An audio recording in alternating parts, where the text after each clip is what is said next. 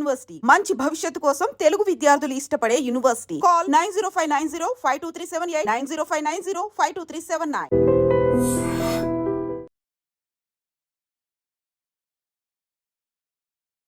Operation సింధూర్కి సంబంధించినటువంటి latest update and breaking news ఇది. పాకిస్తాన్ ఆర్థిక సంక్షోభంలో కూరుకుపోయింది. పాకిస్తాన్కి సంబంధించి అక్కడ ఉన్నటువంటి ఆర్మీ, ప్రభుత్వం లోన్ల మీద ఆధారపడే పరిస్థితి వచ్చింది. ఇక పాకిస్తాన్ రూపీస్కి సంబంధించి చూస్తే 3,000కు మించి విత్డ్రావల్స్ చేసుకోకూడదు అనేటువంటి ఆంక్షలు కూడా విధించింది.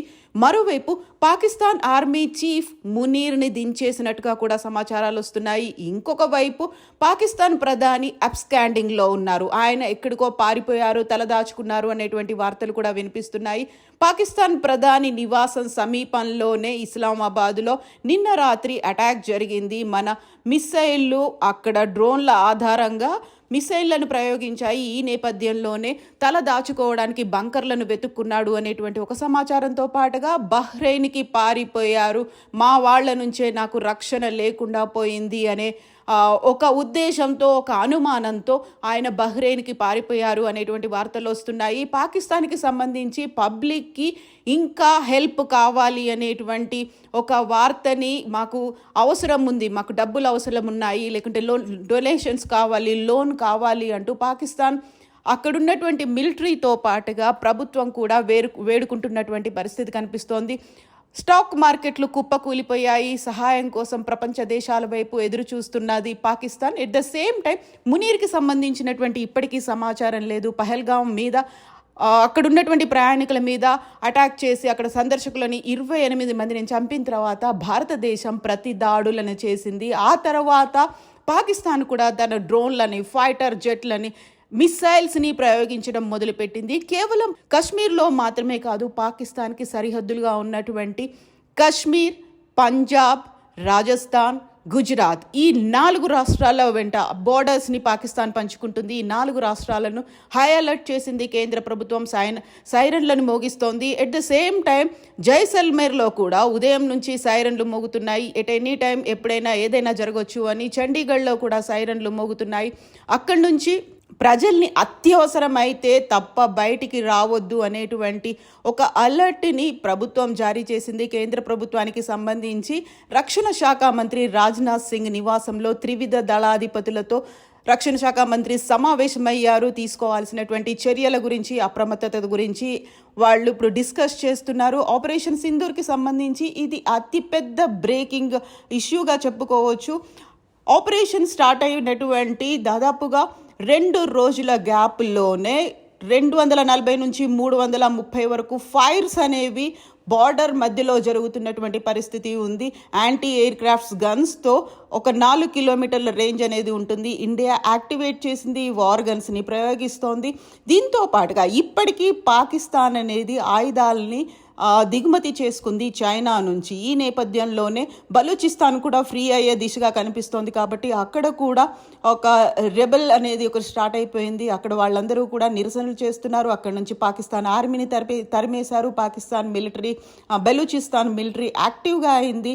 ఈ నేపథ్యంలోనే చైనా కూడా అప్రమత్తమైంది. ఇరు దేశాల మధ్య సమన్వయం ఉండాలని కోరుతోంది. ఎందుకంటే ఇప్పటికీ పాకిస్తాన్ యూజ్ చేస్తున్నటువంటి ఫైర్ జెట్లు కావచ్చు, డ్రోన్లు కావచ్చు, మిసైల్స్ కావచ్చు, ఇవన్నీ కూడా చైనా నుంచి దిగుమతి చేసుకున్నవే.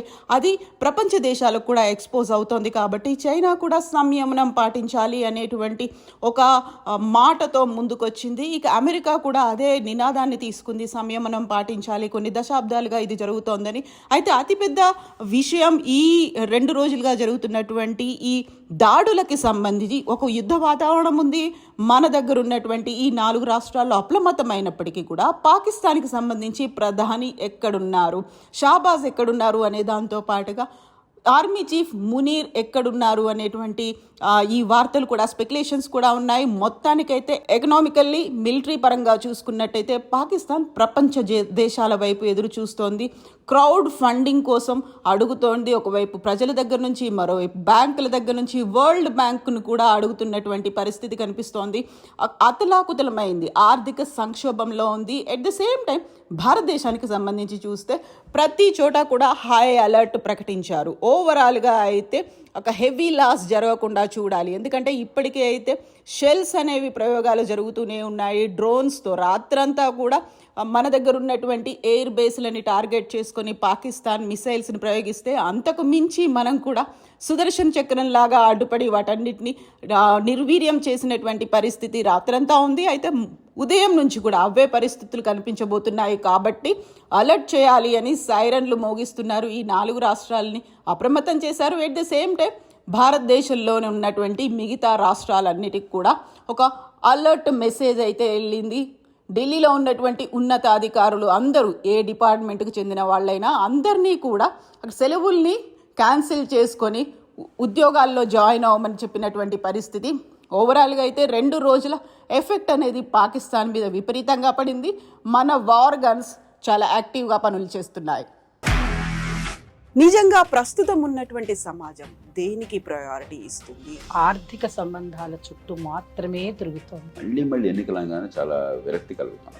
మంచి అనిపిస్తుంది కదా, లేడీస్ కూడా ఛాలెంజింగ్ జాబ్స్ చేసినప్పుడు చాలా బాగుంటది. ట్రాఫిక్ అసిస్టెంట్స్ గా నియమించిన ట్రాన్స్జెండర్స్ అందరితో సాల్యూట్ చేయించుకుంటున్నారు. ఫుడ్ డెలివరీ ఇవ్వటానికి వెళ్ళినటువంటి డెలివరీ బాయ్ అనిల్ పై కళ్ళ ముందు